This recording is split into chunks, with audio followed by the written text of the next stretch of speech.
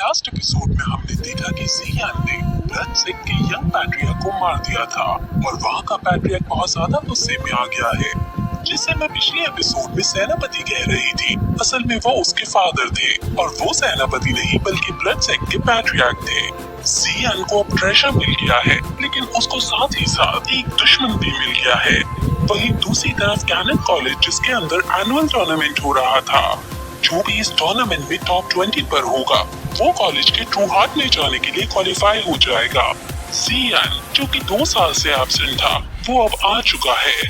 जी junior उसको देखकर काफी खुश होती है, लेकिन उसके सेकंड कजन वो चिढ़ जाती है, क्योंकि पहले ये और उसका भाई जियान से काफी नफरत करते थे। सभी सहेलियां जियान को देखकर काफी खुश होती है, क्योंकि उन्होंने जी जूनियर के मुंह से जियान के बारे में बहुत कुछ सुना था, लेकिन जियान की फिजिक को देखकर लगता नहीं था कि वो कोई वॉरियर है।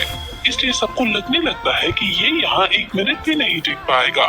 जियान की फाइट अब जिससे होने वाली है उसका नाम जू बेंग है और ये 9 स्टार दो मास्टर है और इसकी दोस्त के मिड जुआन लेवल की है। इसने काफी सारे ओपोनेंट को यूं ही हरा दिया है। सभी सहेलियां सोचने लगती हैं कि क्या जियान इसको सहन कर भी पाएगा या नहीं।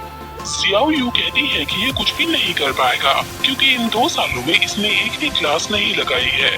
टीचर रोलिन उन्हें शांत करती है और कहती है कि ये येलो लेवल 2 क्लास का मेंबर है, जरूर ये कुछ तो कर ही लेगा।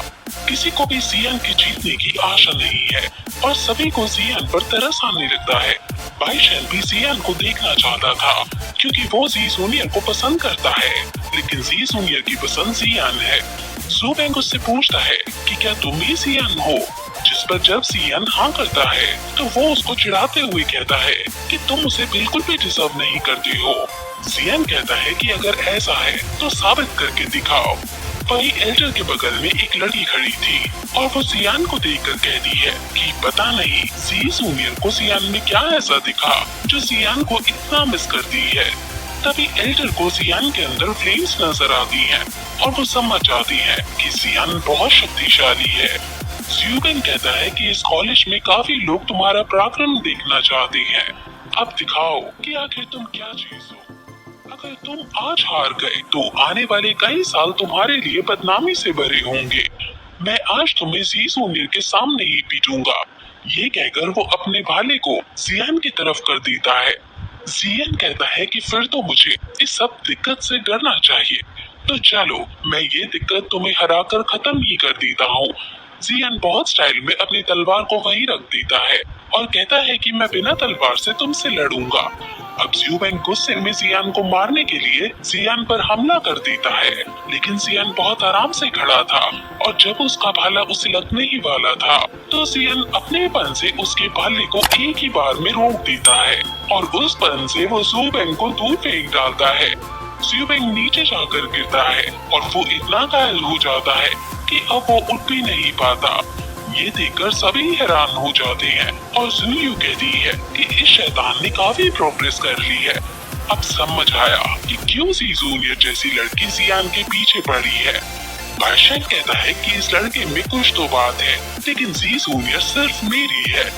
एल्डर्स भी ये देखकर हैरान है, क्योंकि जियान ने उसे एक पंच में हरा दिया है। ये लड़का कोई ऑर्डिनरी पर्सन नहीं है।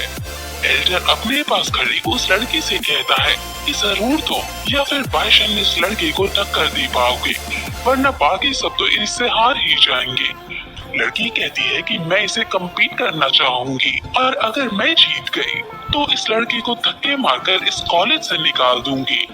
ये लड़की बहुत एरोगेंस में रहती है। अब सभी को पता चल जाता है कि जियान ग्रेट दो मास्टर है। इतनी सी उम्र में इतनी बड़ी रैंक हासिल करना छोटी बात नहीं है। जियान अब एल्डर्स को ग्रीट करके जी जूनियर को देखता है और उसके पास चलना चाहता है। वहाँ वो एक दूसरे को देखकर इमोशनल हो जाते हैं और एक दूसरे के गले लग जाते हैं।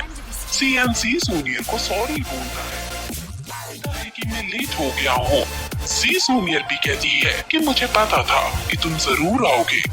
बाइशेन ये देखकर गुस्से में आ जाता है और आसपास की सहेलियां सो रोमांटिक कहकर चलने लगती हैं। अब क्योंकि सब लोग उन्हें ही देख रहे थे, इसलिए उन्हें भी थोड़ा एम्बैरेसिंग लगता है। और फिर जियान टीचर रोलिन को ग्रीट करता है। टीचर रॉलिन जियान को ताना मारती हुई कहती है कि क्या तुम्हें याद भी है कि मैं तुम्हारी टीचर थी।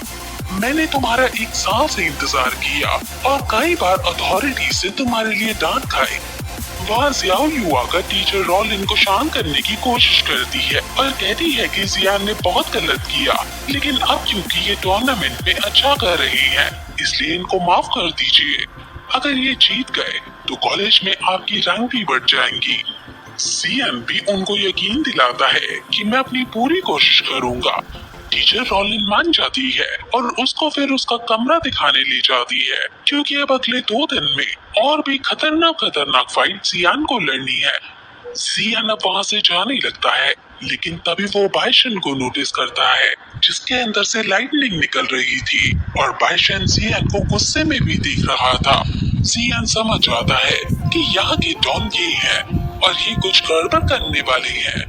वही अब हम जो जियान के सारे डॉक्यूमेंट्स पढ़ रहे हैं और उन्हें जियान के बारे में सब पता चल जाता है कि कैसे जियान ने खुद से ही यूनलैंड से दुश्मनी मोल ले ली और वहाँ की डॉकिंग को भी मार डाला। सबसे इम्पोर्टेंट बात ये है कि जियान डॉसैंग लेवल के वॉरियर से भी बचकर यहाँ आ गया। जियान एक जीनियस है और ये हमारे कॉलेज के लिए काफी अच्छी बात है।